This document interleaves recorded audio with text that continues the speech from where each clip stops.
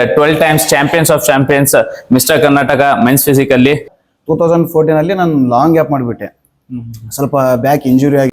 Hello everyone, ಇವತ್ತಿನ video ಮಾಡ್ತಿರೋ ಉದ್ದೇಶ ಏನಂತ ಹೇಳಿದ್ರೆ ಬಾಡಿ ಹೇಗೆ ಬಿಲ್ಡ್ ಮಾಡ್ಬೇಕಂತ ಇಲ್ಲ, ಬಾಡಿ ಹಿಂದೆ ಇರೋ ಆ ಸ್ಟ್ರಗಲ್, ಆ ಡಿಸಿಪ್ಲಿನ್, ಆ ಪೇನ್ ಹೇಗಿರುತ್ತೆ ಆ ಜರ್ನಿ ಅನ್ನೋದ್ರ ಮೇಲೆ. ಸೊ ಇವತ್ತು ನಮ್ಮ ಜೊತೆ ಇದ್ದಾರೆ Moin. Is 12 times champions of champions, mister Karnataka men's physically. So welcome brother ನಮ್ಮ ಪಾಡ್ಕಾಸ್ಟಿಗೆ. ಸೊ ಮೊದಲನೇದಾಗಿ ನೀವು ಈ ಜರ್ನಿ ಸ್ಟಾರ್ಟ್ ಮಾಡೋಕ್ಕಿಂತ ಮುಂಚೆ ಏನಿದ್ರಿ before body building? Before body building ಅಂತ ಹೇಳಿದ್ರೆ ಒಂದ್ ಟೈಮಲ್ಲಿ ನಮ್ದೊಂದು ಸ್ವಂತದ ಒಂದು ಶಾಪ್ ಇತ್ತು, ಟೈರಿಂದು ಓನ್. ಅದು ಮಾಡ್ತಾ ಮಾಡ್ತಾ ಹಂಗೆ ಸ್ವಲ್ಪ ಜಿಮ್ಮಿಗೆ ಹೋಗೋದು ಬರೋದು, ಅದ್ರ ಮೇಲೆ ಜಿಮ್ನಲ್ಲಿ ಆಸೆ ಬಿತ್ತು. ಆಮೇಲೆ ಸಣ್ಣ ಪುಟ್ಟ ಕಾಂಪಿಟೇಷನ್ ನೋಡ್ತಾ ಇದ್ದೆ ದಾವಣಗೆರೆನಲ್ಲಿ. ಆ ಟೈಮ್ನಲ್ಲಿ ನೋಡ್ತಾ ನೋಡ್ತಾ ನಾನು ಮಾಡ್ಬೇಕು ಅನ್ನೋದೊಂದು ಆಸೆ ಹುಟ್ಟಿ ಆಮೇಲೆ ಕಂಟಿನ್ಯೂ ಆಗಿ ಮಾಡ್ಕೊಂತ ಹೋದೆ. ನಿಮಗೆ ಈ ಬಾಡಿ ಬಿಲ್ಡಿಂಗ್ ಅಲ್ಲಿ ಈ ಡಿಸಿಪ್ಲಿನ್, ಈ ಡಯಟ್, ಅದ್ರ ಬಗ್ಗೆ ಸ್ವಲ್ಪ ಹೇಳಿ. ಬಾಡಿ ಬಿಲ್ಡಿಂಗ್ ನಲ್ಲಿ discipline very important. Discipline, diet, workout very important. ಇದರಲ್ಲಿ ಯಾವ್ದು ಒಂದಿಲ್ಲ ಮಾಡಕ್ಕಾಗಲ್ಲ, ಬಹಳ ಕಷ್ಟ. ಡಯಟ್ ಅಂತ ಹೇಳಿದ್ರೆ ಡಯಟ್ ನಲ್ಲಿ ಯಾವ್ದೇ ತರ ಚೀಟ್ ಮಾಡಿದ್ರೆ ವೇಸ್ಟ್. ಮಾಡೋರು ಒಂದು 2-3 months ಮಾಡಿ ಅದ್ರಲ್ಲ 1 day ಚೀಟ್, 2 day ಚೀಟ್ ಅಂತ ಹೇಳಿ ಒಂದ್ ಸ್ವಲ್ಪ ದಿನ ಗ್ಯಾಪ್ ಬಿಡೋದು, ಇದ್ರಲ್ಲಿ ರಿಸಲ್ಟ್ ಬರಲ್ಲ. ಒನ್ ಟೈಮ್ ಜರ್ನಿ ನಾವು ಡಯಟ್ ನಾಗ ಅಂತೇಳಿ ನಿಂತ್ಕೊಂಡ್ರೆ ಅದು ಡಯಟ್ ಪ್ರಾಪರ್ ಆಗಿದ್ರೇನೆ ಚಾಂಪಿಯನ್ ಆಫ್ ದ ಚಾಂಪಿಯನ್ ಆಗ್ಲಿ, ಒಂದ್ ನಮ್ ಟಾರ್ಗೆಟ್ ಆಗ್ಲಿ ಅದು ಅಚೀವ್ ಮಾಡಕ್ ಆಗದ್ ಸಾಧ್ಯ ಅವಾಗೆ. ಇಲ್ಲ ಅಂತ ಹೇಳಿದ್ರೆ ಒಂದ್ ಗ್ಯಾಪ್ ಮತ್ತೆ ಕಂಟಿನ್ಯೂ ಮಾಡೋದು, ಮತ್ತೆ ಡೈಟ್ ಮಾಡೋದು, ಮತ್ತೆ ಗ್ಯಾಪ್ ಮಾಡೋದು, ಈ ತರ ಮಾಡಿದ್ರೆ ಅದೇ ಗೋಲ್ಡ್ ಅಂತೂ ಮುಟ್ಟಕ್ ಸಾಧ್ಯನೇ ಇಲ್ಲ.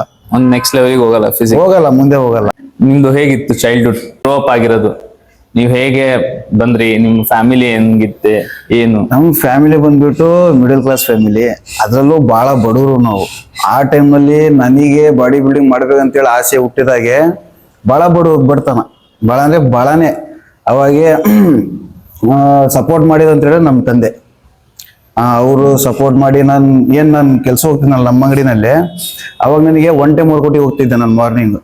ಅದಾದ್ಮೇಲೆ ಕಾಂಪಿಟೇಷನ್ ಮಾಡ್ಬೇಕಂತೇಳಿ ಆಸೆ ಬಿದ್ದು 1 time ಕಾಂಪಿಟೇಷನ್ ಮಾಡ್ತೀನಿ ನಾನು 2009 ಕಾಂಪಿಟೇಷನ್ ಮಾಡಿದ್ಮೇಲೆ ಅದರಲ್ಲಿ 3rd place ಆಗುತ್ತೆ. ಫಸ್ಟ್ ಟೈಮ್ ಡಿಸ್ಟ್ರಿಕ್ಟ್ ಮತ್ತೆ ಸ್ಟೇಟ್ ನಲ್ಲಿ 3rd place ಆಗುತ್ತೆ. ಅವಾಗ ನಮ್ಮ ಮನೆಯಲ್ಲಿ ನನ್ನ ಮೇಲೆ ಇಂಟ್ರೆಸ್ಟ್ ಜಾಸ್ತಿ ಕೊಡ್ತಾರೆ, ನಮ್ಮ ಅಮ್ಮ ಆಗ್ಲಿ ನಮ್ಮ ಅಪ್ಪಾಜಿ ಆಗ್ಲಿ. ಆಮೇಲೆ ಏನ್ ಮಾಡ್ತಾರೆ, ಆ ಬಡತನದಲ್ಲೂ ನಮ್ಮ ಅಪ್ಪಾಜಿ ಹೆಂಗೋ ಮಾಡಿ ಒಂದ್ 10,000 ರೂಪಾಯಿ ಕೊಡ್ತಾ ಇದ್ರು. ಬಹಳ ದುಡ್ಡು ಅದು, ಬಹಳ ದುಡ್ಡು. 5,000 ರೂಪಾಯಿ ಅಂದ್ರೆ 10,000 ರೂಪಾಯಿ ಹೆಂಗಾದ್ರು ಮಾಡಿ ಅಡ್ಜಸ್ಟ್ ಮಾಡಿ ಕೊಡ್ತಾ ಇದ್ರು. ಅದ್ರಲ್ಲಿ ನಾನು ಎಷ್ಟು ದಾವಣಗೆರೆಯಲ್ಲಿ ಡಿಸ್ಟಿಕ್ ಇದೆಲ್ಲ ನಾನು ಟೈಟ್ಲ್ ಮಾಡ್ಕೊಂತ ಬರ್ತಾ ಇದ್ದೆ ಆ ಬಡತನದಲ್ಲಿ. ಅವಾಗಿಗೆ ಇವಾಗ ನೋಡ್ಕೊಂತ ಹೋದ್ರೆ ಬಹಳ ವ್ಯತ್ಯಾಸ ಇದೆ. ನೋಡಿ ಫ್ರೆಂಡ್ಸ್, ಬಾಡಿ ಬಿಲ್ಡಿಂಗ್ ಯಾವತ್ತೂ it's a game of poor peoples, ಅದು ರಿಚ್ ಪೀಪಲ್ ಗೇಮ್ ಅಲ್ಲ. ಯಾಕಂದ್ರೆ ಬಾಡಿ ಬಿಲ್ಡಿಂಗ್ ಮಾಡೋರೆ ಆಲ್ಮೋಸ್ಟ್ ನಮ್ ತರ ಮಿಡಲ್ ಕ್ಲಾಸ್ ಜನ ಮತ್ತೆ ಬಡವ್ರ ಜನ, ಬಿಲೋ ಮಿಡಲ್ ಕ್ಲಾಸ್ ಇರೋರು. ಯಾಕಂದ್ರೆ ಅವ್ರಿಗೆ ಆಸೆ ಇರುತ್ತೆ, ಮಾಡಕ್ಕೆ ಸಪೋರ್ಟ್ ಇರಲ್ಲ ಫೈನಾನ್ಷಿಯಲಿ. ಸೊ ಅವ್ರು ಮಾತ್ರ ಬಾಡಿ ಬಿಲ್ಡಿಂಗ್ ಮಾಡಕ್ಕೆ ಸಾಧ್ಯ, ಮತ್ತೆ ಬಾಡಿ ಬಿಲ್ಡಿಂಗ್ ಮಾಡ್ಬೇಕನ್ನೋ ಹುಮ್ಮಸ್ ಇರುತ್ತೆ, ಆ ಜೋಶ್ ಇರುತ್ತೆ ಅವರಿಗೆ.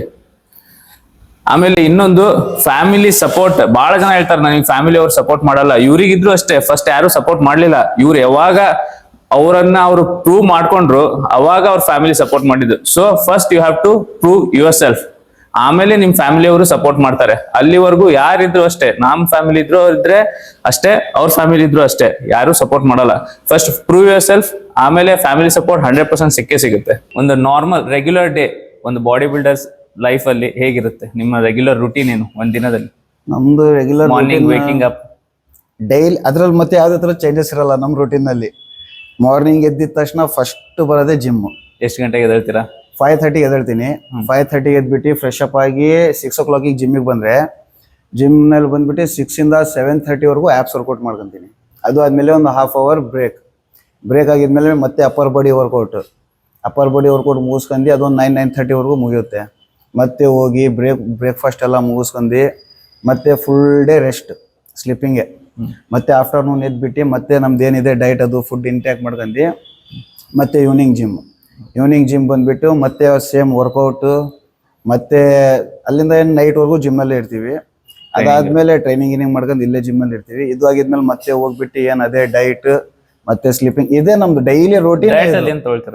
ಡೈಟ್ ಅಲ್ಲಿ ನಾವು ನಾರ್ಮಲ್ ಟೈಮ್ನಲ್ಲಿ ಬಾಡಿ ಬಿಲ್ಡಿಂಗ್ ಬಿಟ್ಟಾಗಂದ್ರೂ ನಡೆಯುತ್ತೆ, ಏನ್ ತಿನ್ನೋ ನಡೆಯುತ್ತೆ. ಅದೇ ಒಂದು ನಾವು ಕಾಂಪಿಟೇಷನ್ ರೆಡಿ ಆಗ್ಬೇಕಂತ ಹೇಳಿ ಇದ್ದಾಗ ನಮ್ದು ಆಫ್ ಸೀಸನ್ ಆಗಿರ್ಲಿ ಅದೇ ಬೇರೆ ತರ ಡೈಟ್ ಇರುತ್ತೆ. ಇವಾಗ ಪ್ರೆಸೆಂಟ್ ನೀವು ಆನ್ ಸೀಸನ್ ಇದೀರಾ, ನಿಮ್ ಡಯಟ್ ಏನಿದೆ? ನನ್ನ ಡೈಟ್ ಬಂದ್ಬಿಟ್ಟು daily chicken. Morning breakfast, first meal ಇಂದಾನೆ ಮಾರ್ನಿಂಗ್ ಚಿಕನ್ ಎಷ್ಟು ಗ್ರಾಮ್? ಚಿಕನ್ ಒಂದು 50 ಗ್ರಾಮ್ ಚಿಕನ್, ಮತ್ತೆ ಒಂದು 5 to 6 ಎಗ್ ವೈಟ್. ಅದು ಆದ್ಮೇಲೆ ಒಂದ್ 2 ಚಪಾತಿ, 2 ಚಪಾತಿ ಆಯಿಲ್ಲೆಸ್ ಚಪಾತಿ. ಅದಾದ್ಮೇಲೆ ವೆಜಿಟೇಬಲ್, ಅದು ಅದ್ರ ಜೊತೆ ಮತ್ತೆ ಸ್ವೀಟ್ ಬಟಾಟೋ. ಓಕೆ, ಇಷ್ಟು ಡೈಟ್ ತಗೊಂತೀನಿ. ನೆಕ್ಸ್ಟ್ ಮೀಲ್ ಮತ್ತೆ ಯಾವಾಗ? ನೆಕ್ಸ್ಟ್ ಮೀಲ್ ಮತ್ತೆ ಆಫ್ಟರ್ನೂನ್. ಅದು ಏನಿರುತ್ತೆ? ಸೇಮ್ ಡೈಟ್. Three times. ನಾನು ಯಾವ್ದೇ ತರ ಚೇಂಜ್ ಮಾಡಲ್ಲ. ಎಲ್ಲರೂ ಡಯಟ್ ಅಂದ ತಕ್ಷಣನೇ ಊಟ ಬಿಡೋದಿರ್ಲಿ ಮಾಡ್ತಾರೆ. ಇನ್ನೊಂದು ಡಯಟ್ ಅಂದ ತಕ್ಷಣ ರುಚಿ ಬೇಕು ಅಂತ ಹೇಳ್ತಾರೆ. ಒಂದೇ ತಿಂದು ಎಷ್ಟು ಬೋರ್ ಆಗುತ್ತೆ ಅಂತ.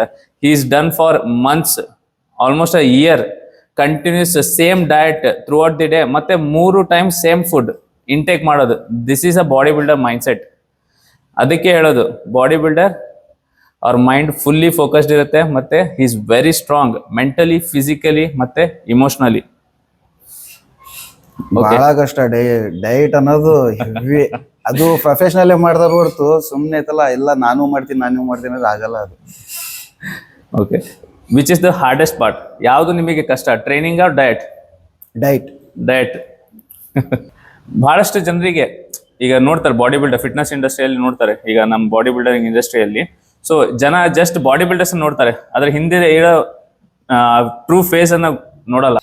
ಯಾಕಂದ್ರೆ ಅವರು ಯಾವತ್ತೂ ಆ ತರ ಕಷ್ಟ ಪಟ್ಟಿರಲ್ಲ. ಅವ್ರು ಏನ್ ಸಫರ್ ಮಾಡ್ತಿದ್ದಾರೆ, ಅವ್ರು ಯಾವ ತರ ಸ್ಟ್ರಗಲ್ ಪಡ್ತಾ ಇದಾರೆ, ಅವ್ರು ಏನಕ್ಕೋಸ್ಕರ ಟಾರ್ಗೆಟ್ ಇಟ್ಕೊಂಡು ಇಷ್ಟೆಲ್ಲ ಮಾಡ್ತಿದಾರೆ ಅನ್ನೋದು ಗೊತ್ತಿರಲ್ಲ. ಅವ್ರಿಗೆ ಏನು ಜನ ಸುಮ್ಮನೆ ಹೇಳ್ತಾರೆ, ಯಾಕಂದ್ರೆ ಅವ್ರಂತರೂ ಮಾಡಲ್ಲ, ಮಾಡೋರಿಗೂ ಮುಂದೆ ಪುಷ್ ಮಾಡಲ್ಲ.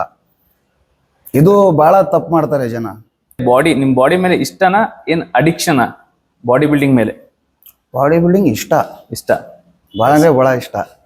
ಒಂದ್ ದಿನ ಆಯ್ತಲ್ಲ ಹೆಚ್ಚು ಕಡಿಮೆಗೆ ಎಲ್ಲಾದ್ರೂ ಹಬ್ಬ ಅಂತ ಅಂದ್ರೆ ಮಾರ್ನಿಂಗ್ ಬಂದು ವರ್ಕೌಟ್ ಮಾಡ್ಕೊಂಡು ಹೋಗ್ತೀವಿ. ಗ್ಯಾಪ್ ಮಾಡಲ್ಲ. ಇದು ಬಾಡಿ ಬಿಲ್ಡರ್ ಡೆಡಿಕೇಶನ್ ಮತ್ತೆ ಬಾಡಿ ಬಿಲ್ಡರ್ಸ್ ಲೈಫ್. ಮತ್ತೆ ಯಾವಾಗ ಡಿಸೈಡ್ ಮಾಡಿದ್ರಿ ಬಾಡಿ ಬಿಲ್ಡಿಂಗ್ ಮಾಡ್ಲೇಬೇಕು ನಾನು ಅಂತ ಹೇಳಿ? ಫಸ್ಟ್ ಟೈಮ್ ನಾನು ಆ ಥರ ಪ್ಲೇಸ್ ಮುಟ್ಟಿದ್ಮೇಲೆ ನಮ್ಮ ಮನೆಯಲ್ಲೆಲ್ಲ ಸಪೋರ್ಟ್ ಮಾಡಿರಲ್ಲ, ಅಲ್ಲಿಂದ ಕಂಟಿನ್ಯೂ ಆಗಿ ನಾನು ಇದರಲ್ಲಿ ಕಾಲಿಟ್ಟು ಏನಾದ್ರು ಒಂದು ಸಾಧನೆ ಮಾಡ್ಲೇಬೇಕು. ಹೌದು, ಇದ್ರಲ್ಲಿ ಒಂದು ಒಳ್ಳೆ ಹೆಸರು ಮಾಡ್ಬೇಕಂದ್ರೆ ಆ ಟೈಮ್ನ ನಾವು ಒಳ್ಳೊಳ್ಳೆ ಬಾಡಿ ಬಿಲ್ಡಿಂಗ್ ನೋಡ್ತಾ ಇದ್ವಿ. ದಾವಣಗೆರೆಯಲ್ಲಿ ದೊಡ್ಡ ಬಾಡಿ ಬಿಟ್ಟಿದ್ದಾರೆ. ಅವ್ರಿಗೆ ನೋಡಿ ನಾವು ಈ ತರ ಆಗ್ಬೇಕು, ನಮ್ಮ ಹೆಸರು ಬೆಳಿಬೇಕು ಅಂತ ಅವಾಗ ಮೈಂಡ್ನಲ್ಲಿ ಬಂದ್ಬಿಟ್ಟು ಅವಾಗಿಂದ ಕಂಟಿನ್ಯೂ ಆಗಿ ಈ ಜರ್ನಿನಲ್ಲಿ ಸ್ಟಾರ್ಟ್. ಬಿಫೋರ್ ಬಾಡಿ ಬಿಲ್ಡಿಂಗ್ ಹೇಗಿತ್ತು ನಿಮ್ ಫಿಸಿಕ್? ಯಾವಾಗ ಸ್ಟಾರ್ಟ್ ಮಾಡಿದ್ರಿ? ನಾನು ಹಿಂದಿಂದನೂ ಮಾಡ್ತಾ ಇದ್ದೀನಿ. ನಾನು ಕಾಂಪಿಟೇಷನ್ ಫಸ್ಟ್ ಪಾರ್ಟಿಸಿಪೇಟ್ ಮಾಡಿದ್ದು 2009 ಅಲ್ಲಿಂದ 2014 ಮಾಡಿದೆ. 2014 ಮಾಡಿದೆ ಅಂದ್ರೆ 1 year ಗ್ಯಾಪ್, 1 year ಮತ್ತೆ ನೆಕ್ಸ್ಟ್ ಮತ್ತೆ ರೆಡಿಯಾಗಿ ಈ ಥರ ಮಾಡ್ತಾ 2014 ನಾನು ಲಾಂಗ್ ಗ್ಯಾಪ್ ಮಾಡಿಬಿಟ್ಟೆ. ಸ್ವಲ್ಪ ಬ್ಯಾಕ್ ಇಂಜುರಿ ಆಗಿತ್ತು. ಆ ಕಾರಣದಿಂದ ಆಯ್ತಲ್ಲ ನಾನು ಟೋಟಲಿ ಲಾಸ್ ಆಗಿಬಿಟ್ಟಿದ್ದೆ. ಬಾಡಿ ಬಿಲ್ಡಿಂಗ್ ಟೋಟಲಿ 2014 ಬಿಟ್ಟವನು ಇವಾಗ ಮತ್ತೆ ನಾನು ಈ ಏರಿಯಾ ಮತ್ತೆ ಕಾಲಿಟ್ಟಿರೋದು ಪೂರ್ತಿ. ಅಲ್ಲಿಂದ ಡ್ರಾಪ್ ಟೋಟಲಿ.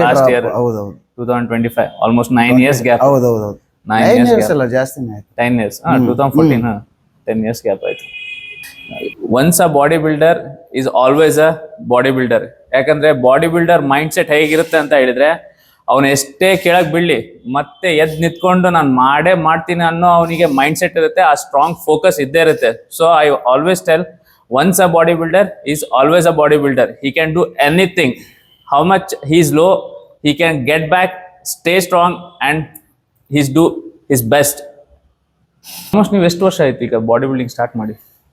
ನಾನು ಅವಾಗಿಂದ ಹಿಡಿದ್ಬಿಟ್ಟು 2009 ಇಂದ ಹಿಡಿದ್ಬಿಟ್ಟು ಇಲ್ಲಿ ಮಠ ಅಂತ ಸ್ಟಾರ್ಟ್ ಮಾಡಿದ್ದು. ಸ್ಟಾರ್ಟ್ ಮಾಡಿದ್ದು ಅದು ಲೆಕ್ಕಾಗಿಲ್ಲ ಅದು, ಯಾಕಂದ್ರೆ ಹಂಗೆ ಸುಮ್ನೆ ಅದು ಸ್ಟಾರ್ಟಿಂಗ್ ಬಿಗಿನರ್ ಅಲ್ಲ. ಸೀರಿಯಸ್ ಆಗಿ 2009 ಇಂದಾನೆ ಕಂಟಿನ್ಯೂ ಆಗಿ ಮಾಡಿರೋದು. 16 years. ಹೌದು, 16 years ಆಫ್ ಜರ್ನಿ. ಎಲ್ಲರೂ ಬಾಡಿ ಬಿಲ್ಡರ್ಸ್ ಅನ್ನ ನೋಡಿ ಜಸ್ಟ್ 1 year 2 year ಅಲ್ಲಿ ಈ ತರ ಬಾಡಿ ಬೇಕು ಅಂತ ಹೇಳಿ ಹುಡುಗರು ಇವಾಗ ಜಸ್ಟ್ ಡ್ರೀಮ್ ಮಾಡ್ತಾರೆ. He struggled 16 years. Ups and downs ಎಲ್ಲರ ಲೈಫಲ್ಲೂ ಇರುತ್ತೆ. ಬಟ್ ಅದ್ರ ಹಿಂದೆ ಇರೋ ಸ್ಟ್ರಗಲ್, ಆ ಬಾಡಿ ಹಿಂದೆ ಇರೋ ಸ್ಟ್ರಗಲ್ ಮತ್ತೆ ಡಿಸಿಪ್ಲಿನ್ ಯಾರಿಗೂ ಗೊತ್ತಿರಲ್ಲ. ಸೊ ಅದನ್ನೇ ಈ ವಿಡಿಯೋದಲ್ಲಿ ನಿಮಗೆ ತೋರಿಸ್ತೀನಿ, ಹೇಗೆ ಬಾಡಿ ಬಿಲ್ಡರ್ಸ್ ಇಂದು ಲೈಫ್ ಇರುತ್ತೆ, ಅವರ ಜರ್ನಿ ಹೇಗಿರುತ್ತೆ, ಅವ್ರ ಅಪ್ಸ್ ಅಂಡ್ ಡೌನ್ಸ್ ಏನಿರುತ್ತೆ ಅಂತ ಹೇಳಿ.